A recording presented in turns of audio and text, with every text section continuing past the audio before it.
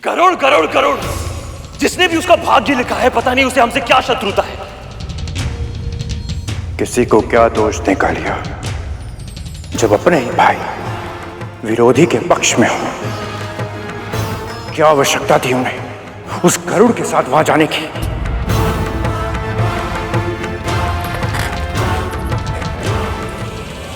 अपने भाइयों को तो तुम नियंत्रण में कर लोगे, किंतु उस गरुड़ का क्या? अब तो विंता भी जानती कि मैंने उसे सूर्यलोक क्यों भेजा था। उसे मेरी चाल समझ आ चुकी है। अब वो पहले से अधिक सावधान रहेगी और उस गरुड़ को सतर्क कर देगी।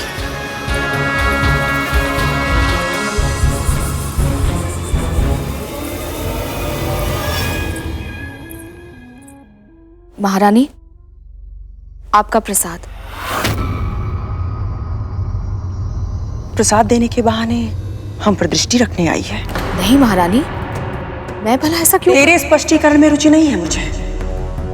प्रसाद रख और जा यहां से।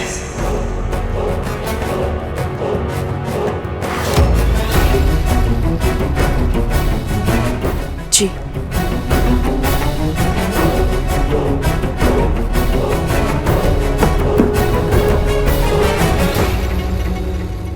मेरे पुत्र शीघ्र ही यहां वापस लौट आएंगे। उनके स्वागत सत्कार के बाद मैं तेरे पुत्र से निपटूंगी।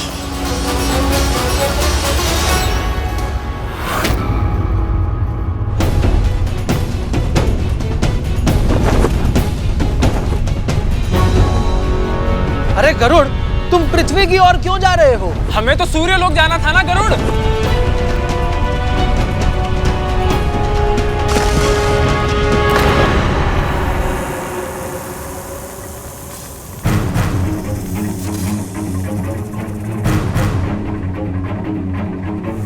तुम्हें कहा था ना हमने कि सूर्यलोक पहुंचने से पहले कहीं मत रुकना। भैया ये भी कहा था कि तीव्र गति से उड़ो और सीधे सूर्यलोक पहुंचकर ही रुकना। मैं आप सबको सूर्यलोक लेकर नहीं जा सकता।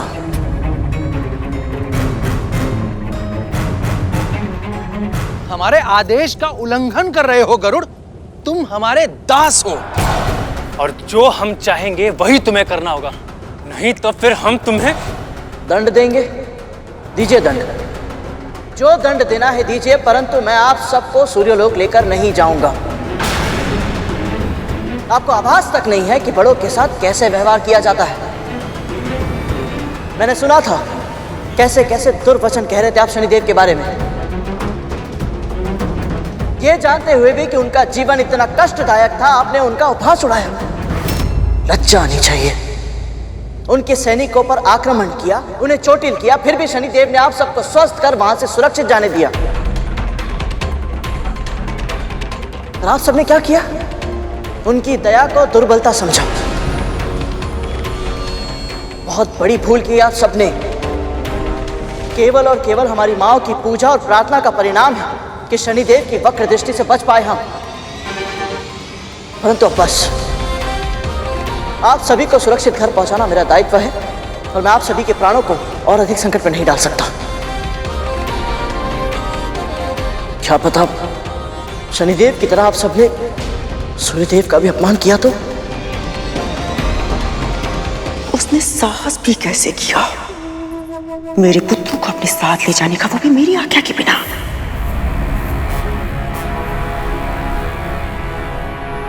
कुछ अधिक ही बुद्धिमान हो गया है वो।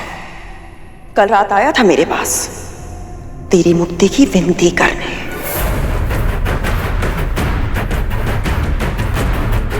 और आज मेरे पुत्रों को मेरी आंखों के सामने उड़ा कर ले गया।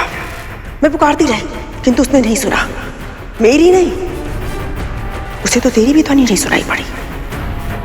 उसे क्या लगता है वो धमका के भयभीत करके अपनी बात मनवा लेगा? भयभीत होना मेरा स्वभाव नहीं है।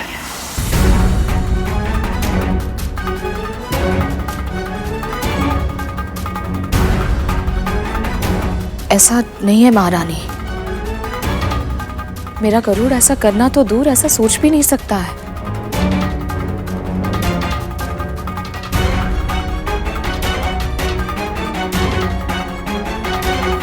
सब कुछ आप ही तय करेंगी दासी माँ? गरुड़ क्या कर सकता है और क्या नहीं, ये तो हमें तय करने दीजिए दासी मां। आप समझी या नहीं?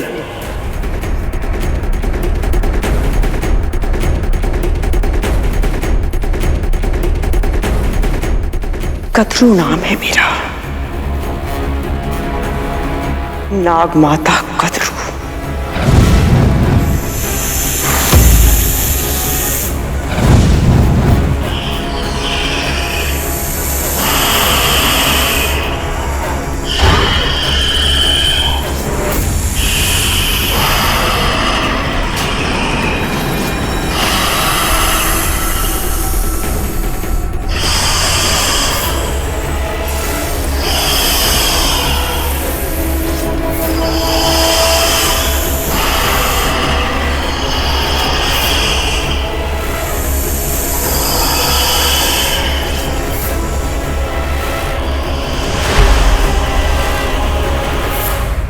गरुड़, तुमने हमें हमारी भूल का आभास करा दिया है।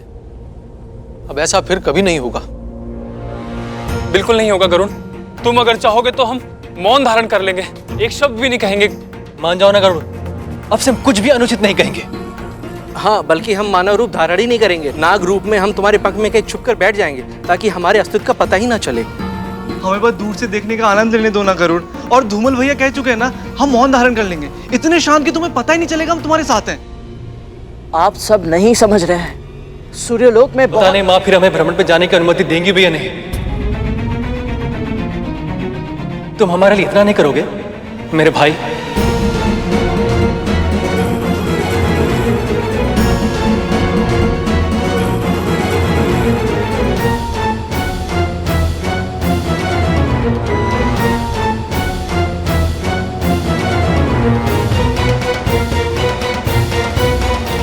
ठीक है,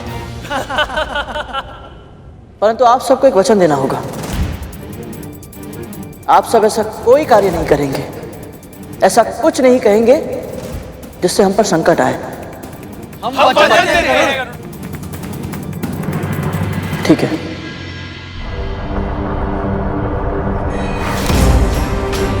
ना रंग है ना रूप है, कितना कुरूप है।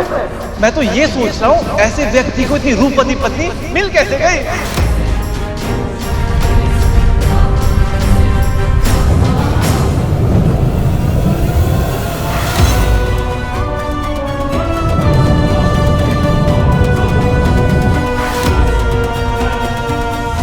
मेरी वक्र दृष्टि के कारण तुम नाग सूर्य लोक तक कभी नहीं पहुंच पाओगे, और ये बात गरुड़ को ज्ञात भी नहीं होगी।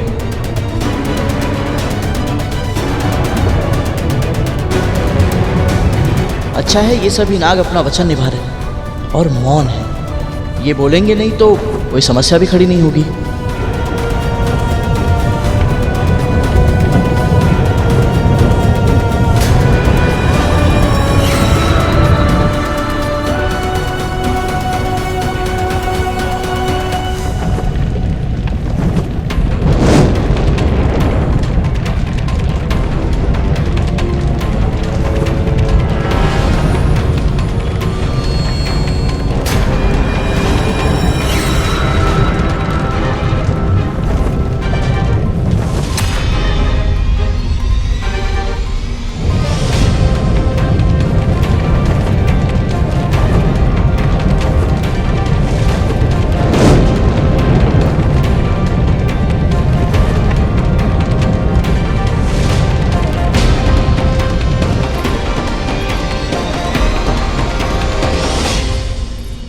स्वामी, गरुड़ को आपने वरदान दिया था, इसलिए आपकी वक्र दृष्टि का उस पर कोई प्रभाव नहीं पड़ा, बल्कि उसे ये तक आभास नहीं हुआ कि उसके भाइयों की इतनी अधिक दुर्गति हुई है।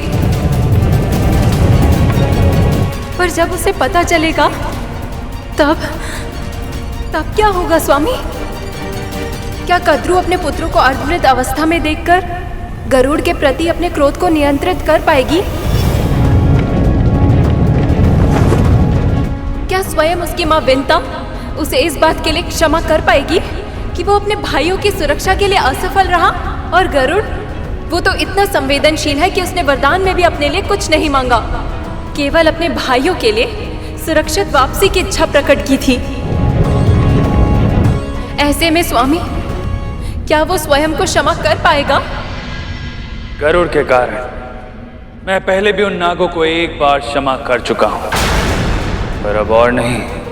दंड के योग्य अपराधियों को जब बार बार क्षमा मिलती है तो वो दया को दुर्बलता समझने लगते हैं और उसका दुरुपयोग करते हैं।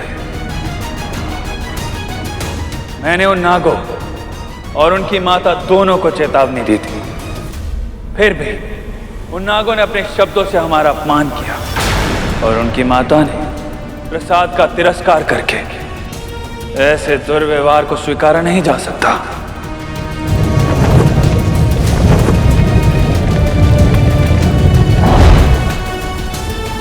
रहा प्रश्न गरुड़ का, इस घटना से उसे भी एक महत्वपूर्ण सीख मिलेगी।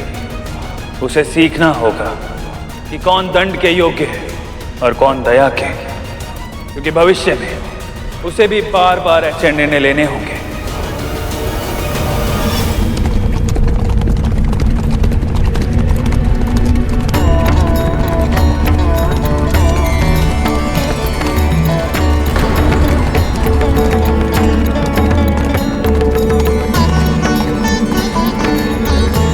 गरुड़,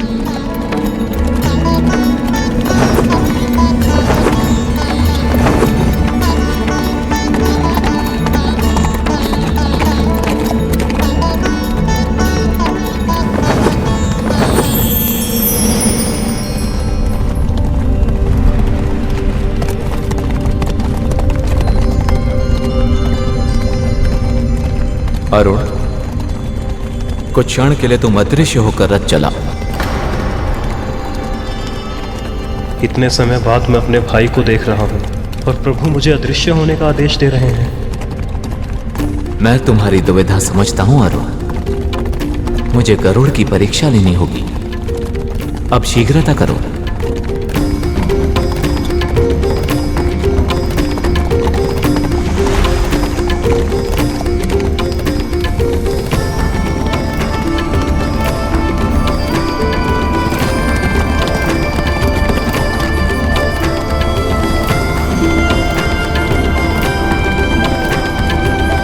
सूर्यदेव,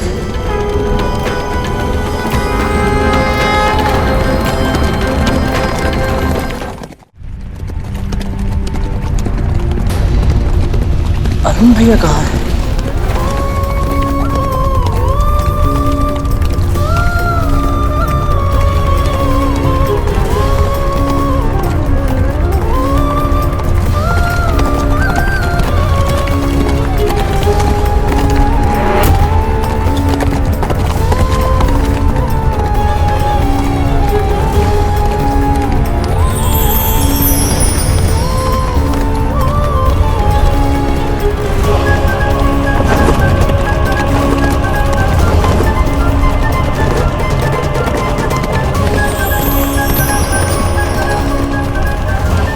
प्रणाम सूर्यदेव।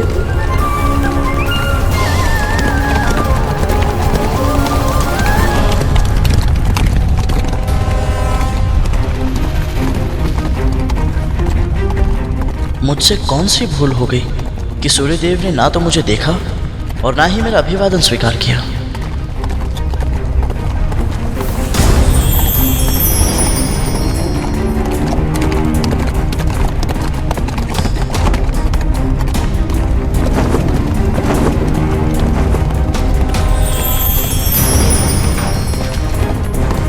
गरुड़ का प्रणाम स्वीकार कीजिए सूर्यदेव।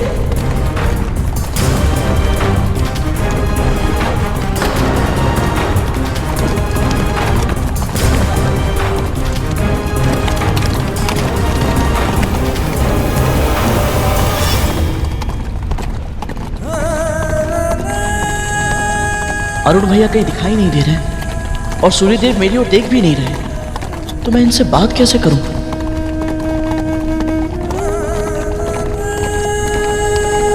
यदि गरुड़ को मुझसे कोई चर्चा करनी है तो उसे स्वयं ही कोई मार्ग निकालना होगा।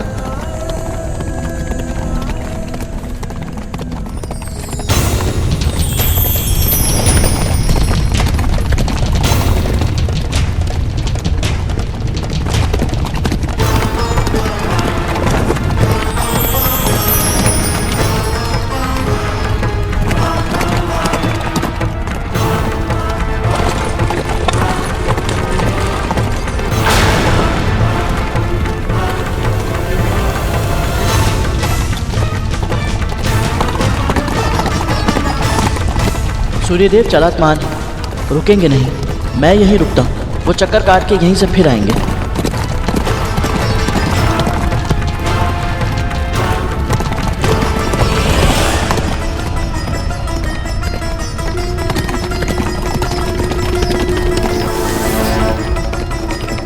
ओम आदित्याय नमः, ओम आदित्याय नमः, ओम आदित्याय नमः, ओम आदित्याय नमः, ओम आदित्याय नमः, ओम आदित्याय नमः, ओम आदित्याय नमः, ओम आदित्याय नमः, ओम आदित्याय नमः। पक्षीराज, तुम्हारी आतुरता देखकर लग रहा है कि कोई विशेष कार्य से मेरे पास आए। हाँ सूर्यदेव, आपसे कहाँ कुछ छुपाता है, वो मेरी बड़ी माँ की इच्छा थी। खैर, तुम तो मेरे रथ से भी तीव्र गति से भाग रहे हो गरुड़। मेरे एक मंत्र का उच्चारण किया और अपनी इच्छा प्रकट कर बैठे।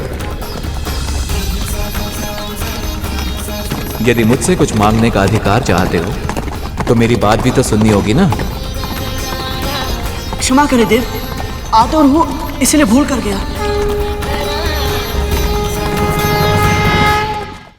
अपना दाहिना हाथ आगे बढ़ाओ गरुड़।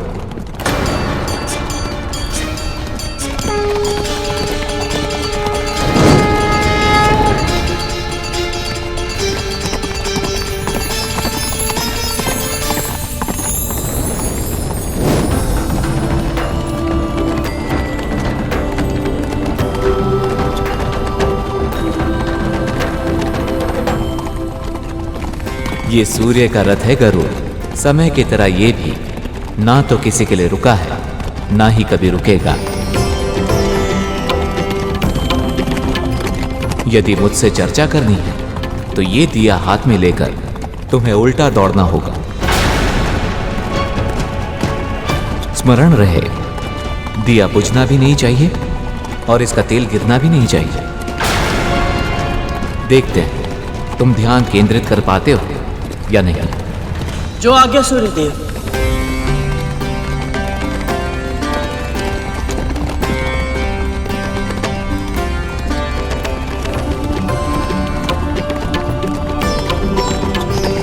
अरुण, अब कुछ क्षण के लिए प्रकट हो जाओ, फिर शीघ्र ही अदृश्य हो जाना। समझ गया प्रभु, आप मेरे भाई की परीक्षा लेना चाहते हैं।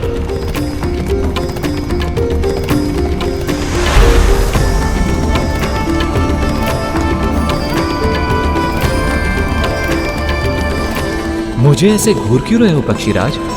मेरी माँ ने बताया था कि परम ब्रह्म निर्गुण है। जो कुछ इस संपूर्ण सृष्टि के भीतर समाया हुआ है वो उसमें भी है और उसके बाहर।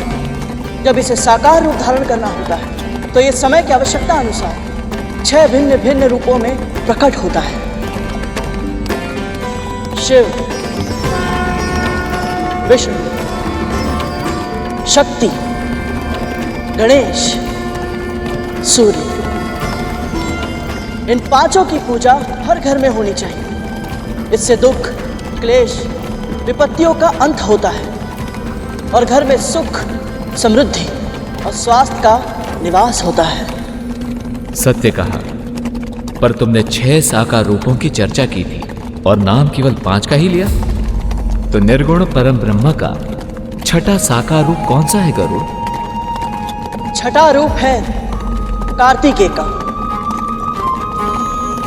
जो दीपक के रूप में सदैव इन सभी के साथ रहते हैं।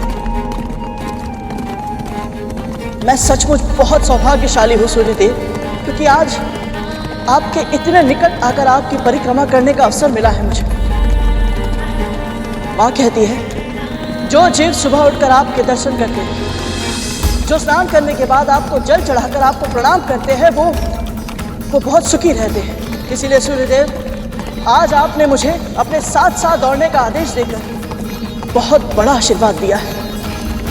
मैं धन्य हुआ। यदि तुम्हें लगता है कि मैं सत्य ही इतना प्रशंसनीय हूं, परम ब्रह्म का रूप हूं, तो तुमने मेरे पुत्र के सामने मेरा वर्णन नकारात्मक रूप से क्यों किया?